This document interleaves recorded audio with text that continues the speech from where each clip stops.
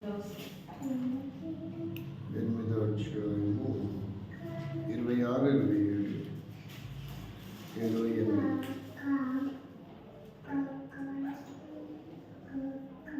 వారు గలిలయకు ఎదురుగా ఉండు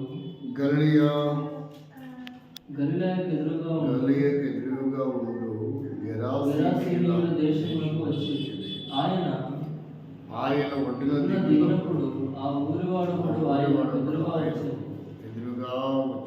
వాడు దయ్యములు పట్టిన వాడై బహుకాలం నుండి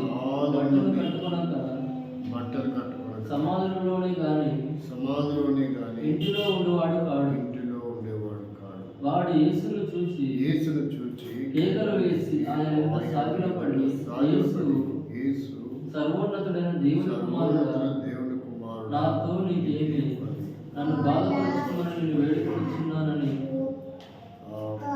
కేకలు వేసి చెప్పాడు.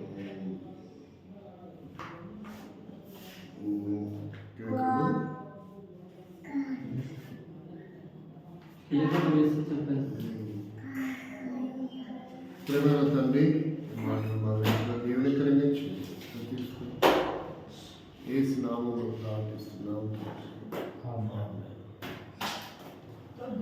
ఇక్కడ ఒక వ్యక్తి ఉన్నాడు. అతను ఏమని గ్రహించాడంటే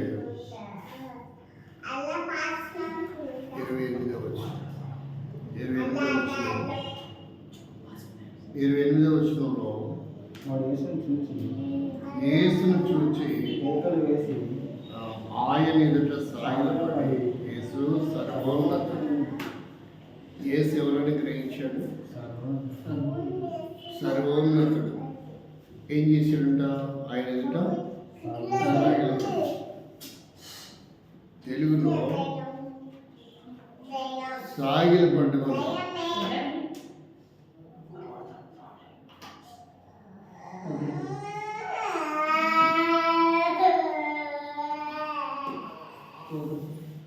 ఏంటండి చింతల్లి? ఇక్కడ ఏమంటాడు? సర్వోన్నతుడా ఎదుట సాగిలపడ్డాడు.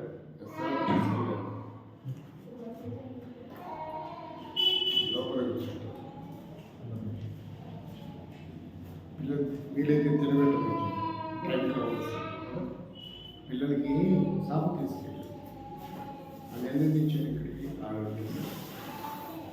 సర్వోన్నతుడా అని తను గ్రహించాడు. తన జీవనం ఎక్కడుందంట? సమాధులలో. తన నివాస స్థలం సమాధులలో ఉండేవాడు. సమాధుల్లో ఎవరుంటారు? సమాధుల్లో ఉండవలసిన అవసరం ఏంటి అంటే, మనుషులతో సంబంధం లేకుండా, వస్త్రాలతో సంబంధం లేకుండా, రాళ్ళతో తన దేహాన్ని కొట్టుకుంటూ గాయపరుచుకుంటూ తన జీవితంలో ఎంతో ప్రమాదాన్ని కలిగిన వాడిగా ఉన్నాడు. మరొక చోట రాయబడింది ఒకసారి, వాణిని ఎవడునూ సాధువు చేయలేదు. మరొక చోట రాయబడింది వేరే పుస్తకంలో. ఇక్కడ ఉన్నా సర్చ్. కాబట్టి ఆ వ్యక్తి ఎంతో ప్రమాదకరమైన వాడుగా ఉన్నాడు. వాణ్ణి ఏ మందులు బాగు చేయలేదు, ఏ హాస్పిటల్స్ బాగు చేయలేదు, ఏ వైద్యము బాగు చేయలేదు, ఏ వంశము బాగు చేయలేదు. ఎటువంటి ప్రఖ్యాతి ఆధిపత్యాలు కూడా అతన్ని బాగు చేయడానికి వీలు లేనంతగా పాడైపోయాడు. ఏమైపోయాట? సాధువు చేయలేదని రాయబడింది బైబిల్లో. వానిని ఎవడును సాధువుగా మార్చలేదు.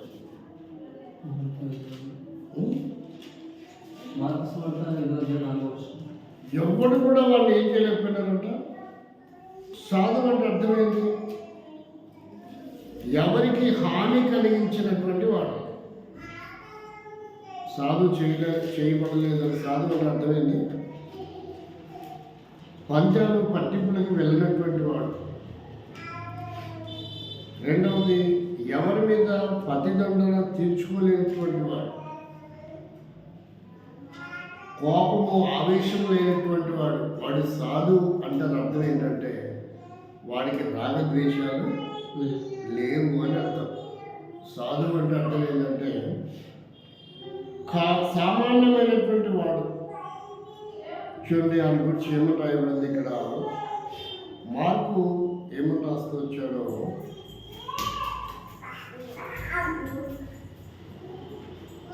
నా వచనం పలుమారు వాని కాళ్ళకును చేతులకును సంఖ్యలు వేసి బంధించినను వాడు ఆ చేతి సంఖ్యలు తెంపి కాలి సంఖ్యలను తుత్తులుగా చేసిన కనుక ఎవడును వారిని సాధుపరచలేకపోయాను. అర్థమైందా? అంటే వాడిని బాగు చేయడం, ఒక కామన్ మ్యాన్గా చేయడం ఎవరి వల్ల కాలేదు. ఎందుకంటే వాడు ఏం చేస్తుంటాడంట, తన దేహాన్ని గాయపరుచుకుంటున్నాడు. జనజీవన స్రవంతిలో నుంచి బయటికి వెళ్ళిపోయాడు. సమాధి నుండి స్థలంలో ఉంటున్నాడు నివాసం. సరైన వస్త్రం కూడా తనకు లేదు. ఈనాడు చాలా మంది జీవితాల్లో ఇలా వ్యసనాలకు బానిసలైనటువంటి వారి జీవితం అదే. వారి కుటుంబ సభ్యులతో గడపలేరు, తల్లిదండ్రులతో గడపలేరు, తోడబుట్టిన వాళ్ళతో గడపలేరు. ఒకవేళ దాన్ని ఏమంటారు, నీలి చిత్రాలకు అలవాటు పడ్డారనుకో, వాడికి ఏం చేయాలనుకుంటాడు, రహస్యంగా ఉండాలనుకుంటాడు. ఏం చేయాలనుకుంటాడు, రహస్యంగా ఉండాలనుకుంటాడు. ఒకవేళ డ్రగ్స్కి అలవాటు పడ్డాడు అనుకో, వాడు ఎక్కడ ఉంటాడు, తల్లిదండ్రులతో కూడా ఉండలేడు. వాడు కూడా రహస్యంగా ఉండాలని అనుకుంటాడు. ఒకవేళ రాబరీ చేసే అలవాటు ఉందనుకో, వాడు కూడా జనజీవన స్రవంతిలో ఉండలేడు. ఒకవేళ మావోయిస్ట్ అనుకో, జనజీవన స్రవంతిలో ఉండలేడు. అంటే ఇతరులకు ఏదో రకంగా నష్టాన్ని కలిగించి వారి జీవితాన్ని కూడా వాళ్ళు పాడు చేసుకునేవారు. వారిని ఎన్ని పథకాలు పెట్టినా, ఎన్ని ప్రభుత్వాలు మారినా ఏం చేయలేదు అని అర్థమైంది. సాధువు చేయలేదు. వారిలో ఉన్న క్రూరత్వం, వారిలో ఉన్న పాపం, వారిలో ఉన్న ద్వేషం, వారిలో ఉన్నటువంటి అక్రమము నుండి ఎవడు కాపాడలేడు, ఎవడు బాగు చేయలేడు.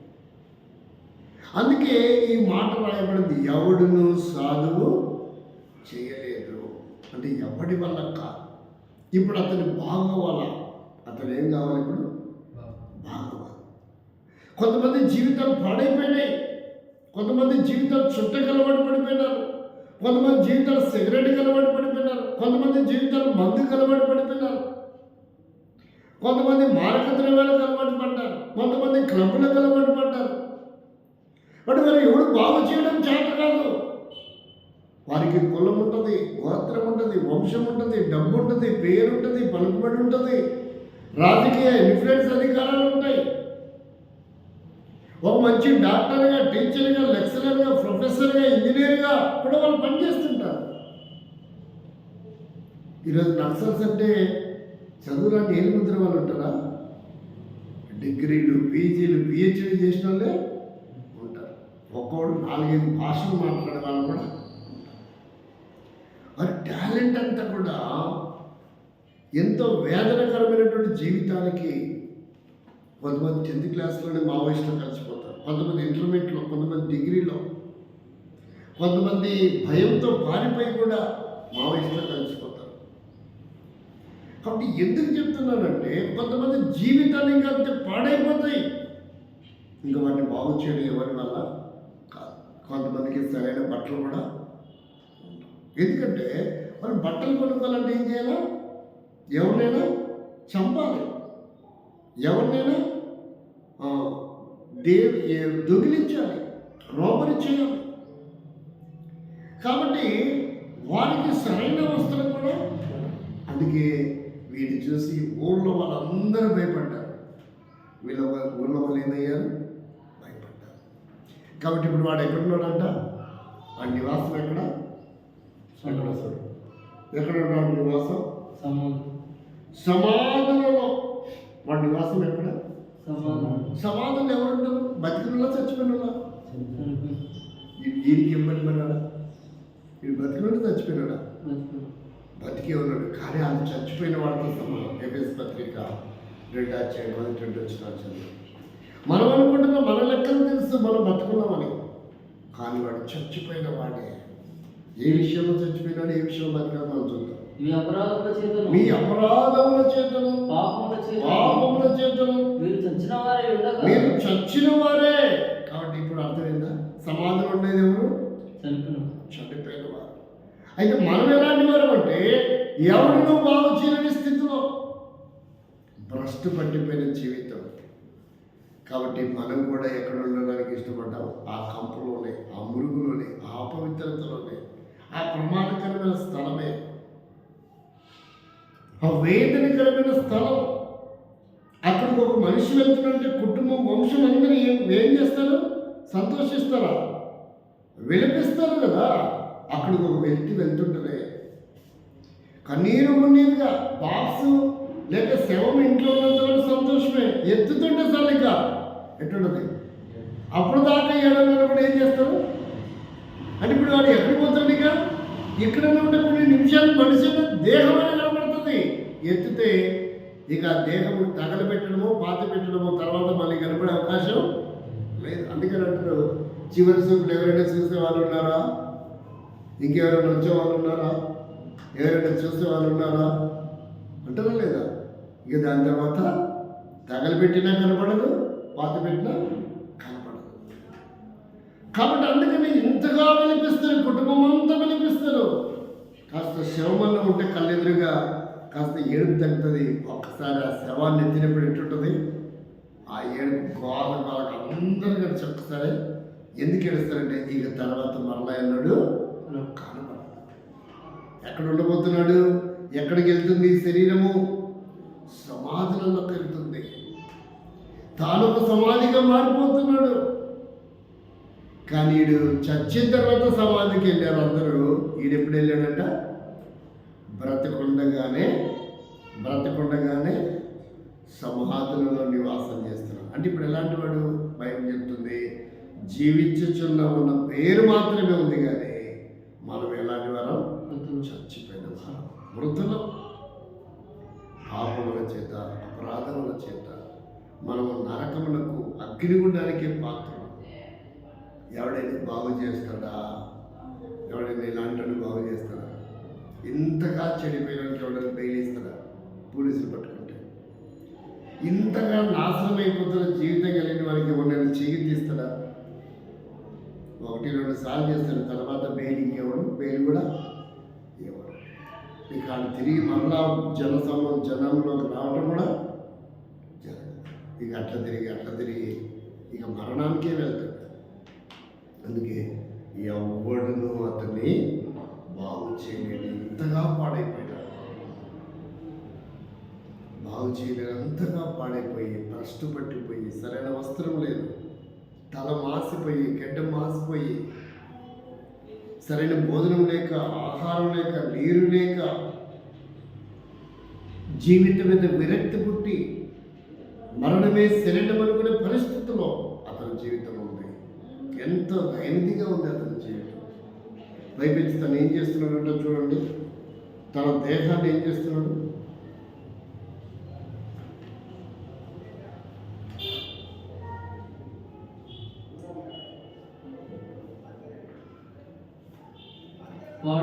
వాడు ఎల్లప్పుడూ రాత్రి పగలు సమాధులలోను, ఎల్లప్పుడూ రాత్రి పగలు, రాత్రి లేదు పాటం లేదు. ఇక మేకలు కాసే వాళ్ళు, పశువులు కాసే వాళ్ళు అక్కడ గడ్డి ఉంటుందని పగలు మాత్రమే ఉంటారు, రాత్రి ఉంటారా? కానీ ఏడు సంగతి ఏంటంట? రాత్రి పగలు సమాధులలో, కొండలలోను కేకలు వేయచ్చు, తన్ను తాను రాళ్లతో తనను తానే ఏం చేసుకుంటున్నాడంట? గాయపరచుకుంటున్నాడు. తనకు తానే గాయం చేసుకుంటున్నాడు. అంటే ఎంత దైనిక జీవితమో. ఇలాగ చాలా మంది జీవితాలు పాడైపోతున్నాయి. వారికి వారే పాడైపోతున్నారు. ఎవరి చేతిలో పాడు చేయబడడం లేదు. ఎవరికి వాళ్ళ చేతి వాళ్ళే వాళ్ళ పద్ధతుల ద్వారా ఏమైపోతున్నారు, పాడు చేయబడతా ఉన్నాయి. జీవగల దేవుడి కనుక, ప్రేమమూర్తి కనుక ఆయన దయ చూపించి పరలోక వైభవాన్ని వదులుకొని ఇంతగా పాడైపోయినటువంటి, మనుషులకు దూరం అయిపోయినటువంటి, భ్రష్టు పట్టిపోయినటువంటి, ఏ ఉపయోగం లేనటువంటి అలాంటి స్థితిలో ఉన్నటువంటి నీ కొరకే నా కొరకే 2025 సంవత్సరాల క్రితం యేసుక్రీస్తు నామధారణగా భూలోకానికి ఆరాధించాడు. దేని కొరకు? దేని కొరకంట? అపోస్తల కార్యం 3:26. దేని కొరకంట? ఇప్పుడు మన క్రిస్మస్ మాసంలో ఉన్నాకంటే అప్పుడప్పుడు టచ్ చేస్తారు. దేని కొరకంట ఆయన వచ్చింది? అపోస్తల కార్యం 3:26.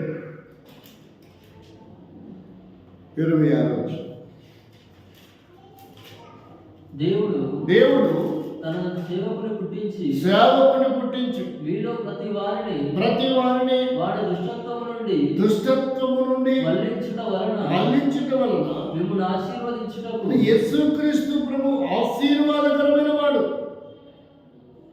2025 సంవత్సరాల క్రితం యేసుక్రీస్తు నామధారణగా ఆసియా ఖండం బెత్లెహేములో ఊరిలో ఆయన జన్మిస్తూ వచ్చాడు. ఇంకా చూస్తే ఆయన పవిత్రమైనటువంటి వాడిగా వచ్చాడు. కలంకం లేని వాడిగా ఉన్నాడు. అంత గొప్ప దేవుడు, మహామహిమలో ఉండే దేవుడు వ్యక్తులుగా దీనిగా తగ్గించుకో ఒక చిన్న గర్భంలోకి వచ్చాడు. ఆయన ఎలా వచ్చాడు? ఒక చిన్న గర్భం. ఇప్పుడు ఆయన ఎంత పెద్దోడు, ఎంత గొప్పవాడో తెలుసా? ఎంత గొప్పవాడు, ఎంత పెద్దోడు అంటే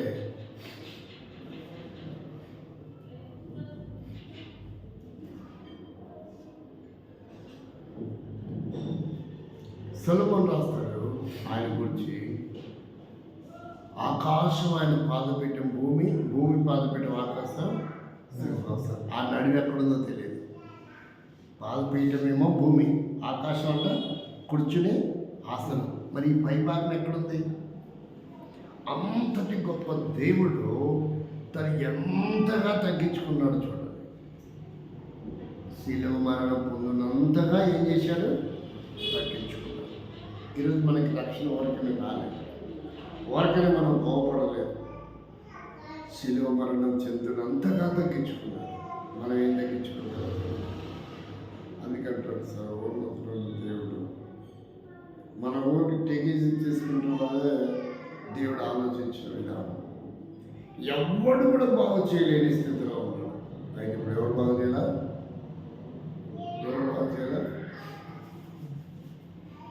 కాబట్టి ఇప్పుడు బాగు చేయవలసిన బాధ్యత కొరకు దుష్టత్వం నుంచి మళ్లించడమే. ఇప్పుడు అతను ఏమైనాడు? తన ప్రదేశాన్ని మార్చాలి, తన ఆలోచన మార్చాలి, తన జీవితం మార్చాలి. ఎన్ని ప్లాన్లు చూడండి.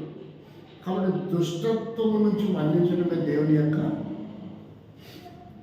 మనం మళ్లించాలి, ఆశీర్వదించబడాలని దేవుడు కోరుతూ ఉంటున్నాడు.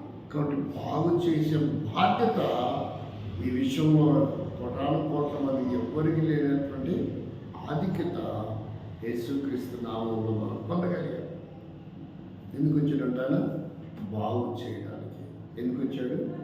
జీవితాలను బాగు చేయడం. ఏమైపోతున్నాయి జీవితాలు? నిర్గమకాండం 2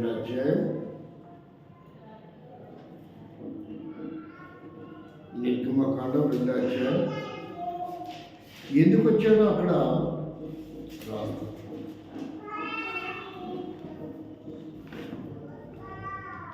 చూడండి, దేవుడు ఏమేమి ఇచ్చాడు, ఎందుకు వచ్చాడు? నిర్గమకాండం 2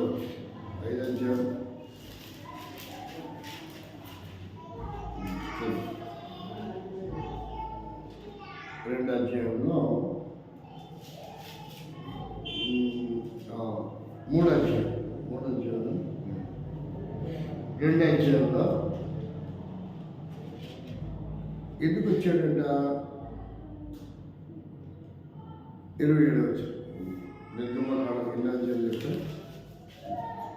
ఆమె యొక్క కుమారుడు కలిగినప్పుడు 2వ వచ్చాడు. ఆమె యొక్క కుమారుడు కలిగినప్పుడు మోషే మోషే నేను అన్య దేశంలో పరదేశిని అనుకొని వానికి ఎన్నో అధ్యాయం చెప్పాను ముందు. 2వ అధ్యాయం. ఆ స్త్రీ గర్భవతి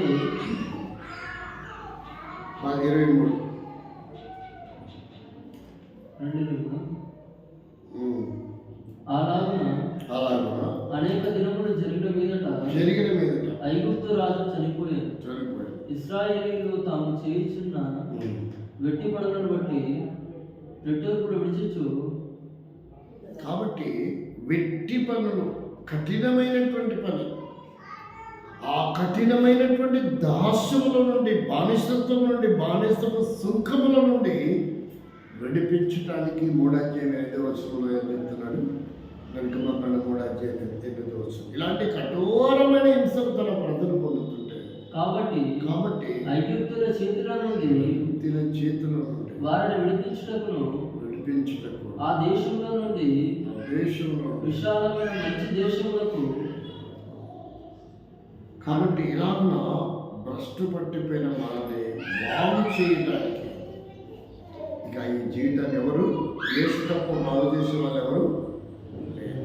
అందుకని ఆయన 2023 సంవత్సరాలు 25 సంవత్సరాల క్రితమే యేసుక్రీస్తు నామధారుడిగా రావడానికి గల బలమైన కారణం ఒకటి, దుష్టత్వం నుంచి మళ్ళీ ఆశీర్వదించారు. 2వది, మన కష్టం శ్రమను చూడడానికి దిగి వచ్చాడు. పరమగీతంలో సంఖ్యాకాండంలో చూస్తూ, నిర్గమకాండంలో చూస్తూ అనేక పర్యాయంలో కుటుంబపక్షంగా తను ఎంతగానో సంఘపక్షంగా వ్యక్తిగతంగా మేలు చేస్తూ వచ్చినప్పుడు ఒక్కోసారి కుటుంబపక్షం మనం మేలు పొందకపోవచ్చు, సంఘపక్షం మేలు పొందకపోవచ్చు. కానీ దేవుని ప్రణాళిక అందరికీ మేలు చేయాలన్నది దేవుని ప్రణాళిక. ఇంత దుర్మార్గం ఉన్న వ్యక్తినే దగ్గరికి కాపాడి అని బాగు చేసిన దేవుడు మనల్ని బాగు చేయడం. ఇక మనం లోపడతాం ఏంటంటే, కాబట్టి యేసు ఎప్పుడు కూడా ఒక పనికిరాని వ్యక్తిని తీసుకుంటాడు అనేది మీ మనసులో ఉన్న విషయం గ్రహించాలి. ఎందుకంటే దేవుడు ఎలాంటి దుర్మార్గునైనా నా ఎదురుకు వస్తే, ఎంత ఘోర పాపైనా నేనేం చేస్తున్నాను? క్షమిస్తాడు, త్రోసివేయడు, శిక్షించడు కూడా. ఘోరమైన పాపేగా కూడా కావాలంటాడు. అందువల్ల నేనేమంటున్నానంటే, ఈయన నీ నీతివంతుని ఆశీర్వదిస్తా, నిందరైతుని ఆశీర్వదిస్తా అన్నట్టుగా యేసుక్రీస్తు అన్నట్టుగా వాడుతున్నాను. లేదు, శ్రమలు మనకి విశ్వాసాన్ని, వీరత్వాన్ని తీర్చిదిద్దేట్టుగా. ఇప్పుడు మనము మరొక భాగానికి వెళ్తాం. మొదటి 2 సమయాల గ్రంథం 2వ అధ్యాయం 3వ అధ్యాయం 13వ వచనం. 3:13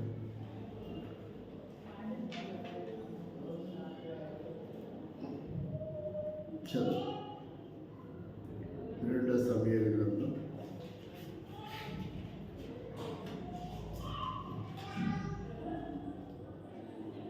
అయితే నీవు ఒక పని చేయవలని. ఏం చెప్పారు? 2 సమయాలు 3తో అది రివర్స్.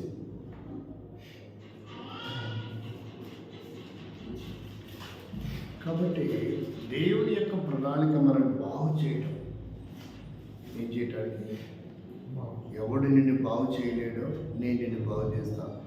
నువ్వు ఎంత గొరపాపైనా నా చేతిలో నువ్వు ఉంటే నేను నిన్ను బాగు చేస్తాను. కాబట్టి మనం ఆ చేతికి తాపి వేస్తే చేతికి ఆ రాయి వేసి ఎలా అర్పించుకుంటాయో అలాగే మనం దేవునికి అర్పించుకుంటే చక్కటి నిర్మాణము సజీవమైన రాళ్ళతో దేవుడు కట్టడానికి సిద్ధంగా ఉన్నాడు. కాబట్టి ఇక్కడ మనం గ్రహించుతాం. ఆయన బాగు చేసిన తర్వాత ఏమన్నారు? రండి మరలా చదువుదాం. లూకా సువార్త మనం ఎక్కడ చదివాం? ఫస్ట్ ఆ తర్వాత వాడు గుడ్డలు కట్టుకున్నాడంట. బాగైన తర్వాత చదువు. లూకా 8.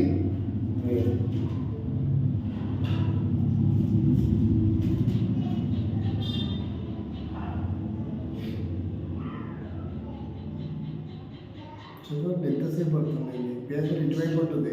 సమానంలో కాదు, అది కాదు, బట్టలు కట్టుకున్నాడు. జనులు జరిగిన దానిని చూడవే. అది ఎలా వచ్చిన 30.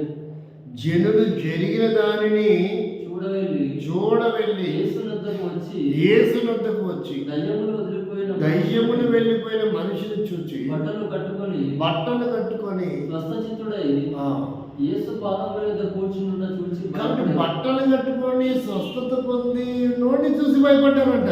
అదేంటి భయం? అదే భయం. వాడు దుర్మార్గుడిగా, నీచువాడు, నికృష్టుడిగా, హాని చేసేవాడిగా, ప్రమాదం కలిగించేవాడు ఉన్నప్పుడు ఎవరు భయం లేదు. కానీ ఈ లోకము ఒక వ్యక్తికి ఆత్మీయంగా ఎదిగితే భయపడతాడు, ఒక వ్యక్తి యేసుక్రీస్తు దేవుడిగా నమ్మితే భయపడతాడు. మా నామాన్ని పలుకు. ఒక వ్యక్తి యేసుక్రీస్తులోనికి వస్తే ఆ వ్యక్తికి నీ పుట్టుకలు ఉండవు, సంఘంలో నుంచి వెలివేస్తాం, తొలగిస్తాం, డ్యాష్ చేస్తాం. ఏం చేస్తున్నారు అంతకంటే? దాని తర్వాత ఏమైనా చేయగలరా? కాబట్టి ఇక్కడ మనం గ్రహించవలసి, దాన్ని ఎవడును బాగు చేయలేదు.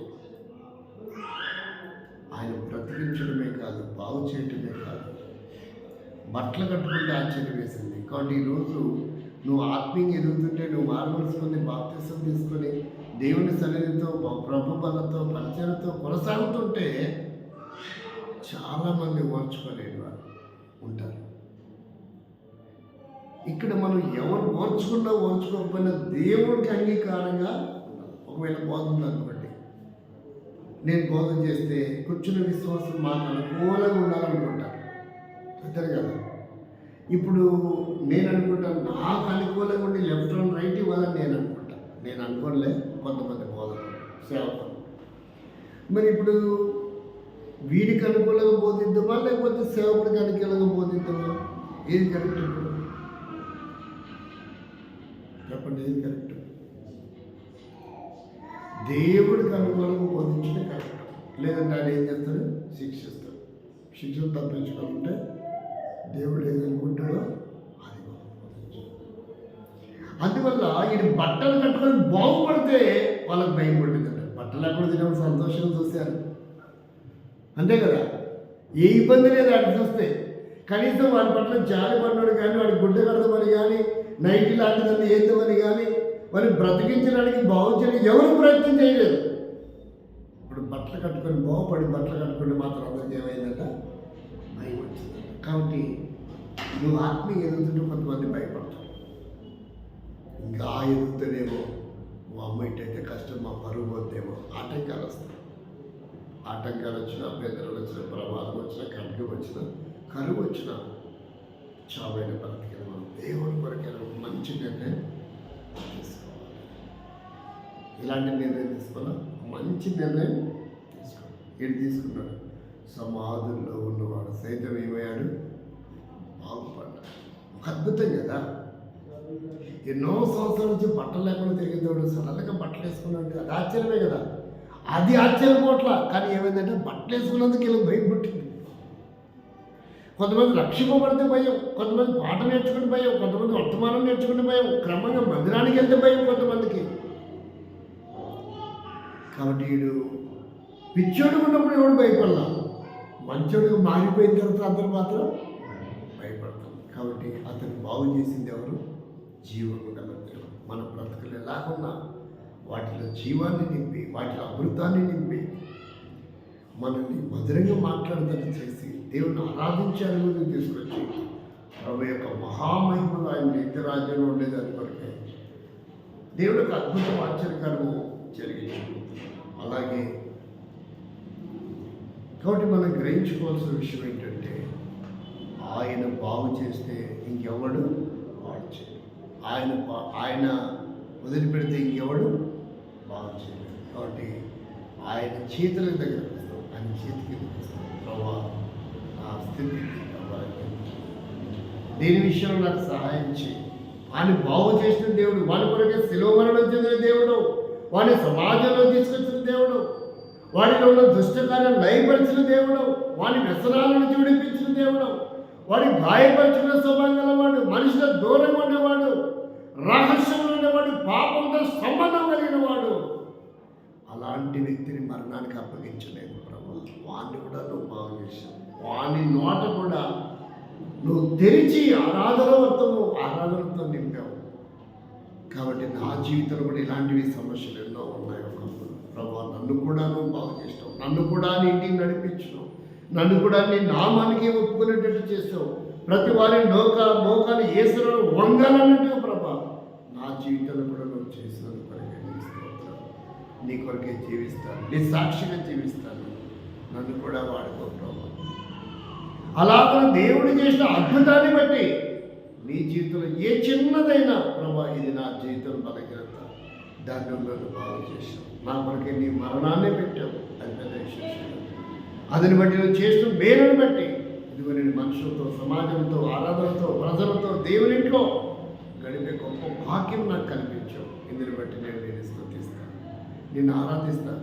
ఈ స్థాయికి రావడానికి ఆ కల్వరిశిలుడు యజ్ఞపశుగా బలిగా చేయబడ్డావు. ఆ రుధిరం ద్వారా నాకు ఇచ్చిన విమోచనను బట్టి ప్రభుని స్తుతిస్తున్నానని ఆడంటున్నాడు. సర్వోన్నతుడ దేవుని కుమారుడని అంటే అట్టి అనుభవంలో మనం ఆయన్ని స్తుతించి ఆరాధిస్తాం. కొద్ది నిమిషాలు